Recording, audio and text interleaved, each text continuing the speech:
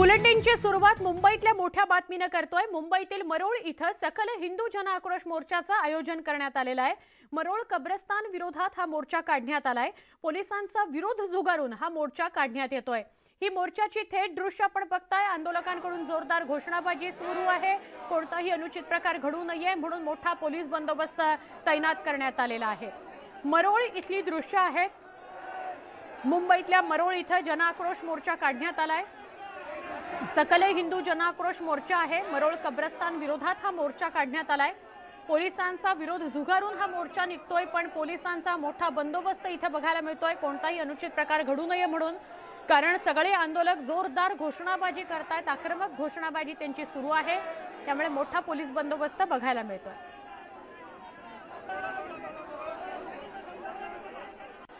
मरोळला आरे कॉलनीचे आपण आता आहोत। राम मंदिराला लागून असलेल्या कब्रस्तान त्याला विरोध करण्यासाठी स्थानिक मोठ्या संख्येने रस्त्यावर उतरले आहेत।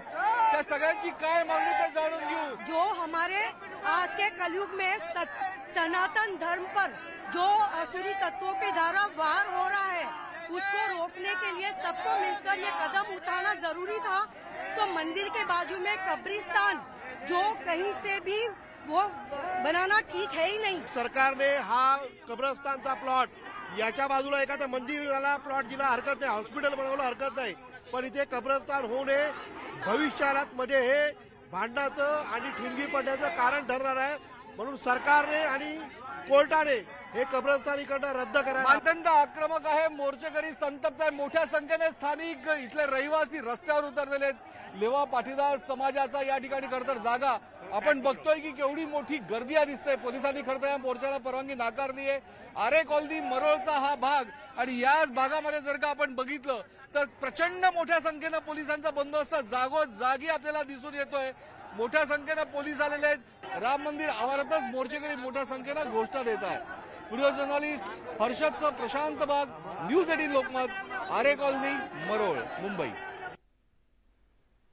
प्रशांत बाग आमचे प्रतिनिधी आपल्या सोबत आहेत थेट। प्रशांत, काही क्षणापूर्वी हा आढावा आपण घेतला होता, आत्ताचं वातावरण काय दिसतंय? असं कळत होतं की पोलीस आणि आंदोलकांमध्ये बाचाबाची झाली, थोडे आक्रमक दिसतायत आंदोलक, काय सांगाल?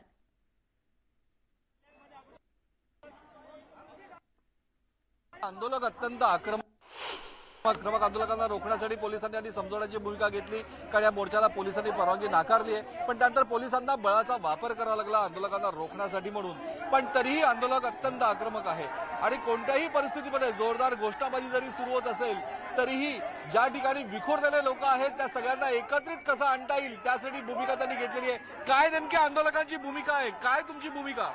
आमची भूमिका अशी आहे की कब्रस्तानच्या विरोधात, या ठिकाणी जे कब्रस्तान करण्याचा घाट घातलेला आहे त्याच्या विरोधात जन आक्रोश रॅली आम्ही काढत आहोत। एक जागरण केलं पाहिजे। मंदिराच्या भिंतीला लागून कब्रस्तानची भिंत उभी राहता कामा नये। हो, पण हायकोर्टानं स्टे दिलेला आहे या जागेला आणि या ठिकाणी कब्रस्तानचा वापर करण्यासाठी म्हणून अंतिम निर्णय बाकी आहे। बीएमसीचा रिप्लाय हायकोर्टात बाकी आहे।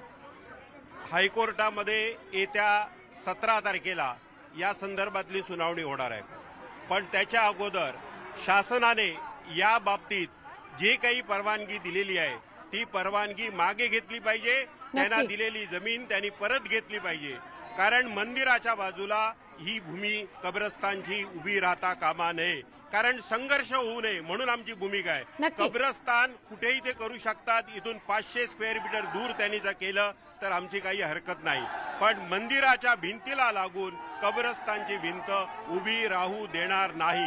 आणि जर शासनाने याबाबत योग्य भूमिका घेतली नाही,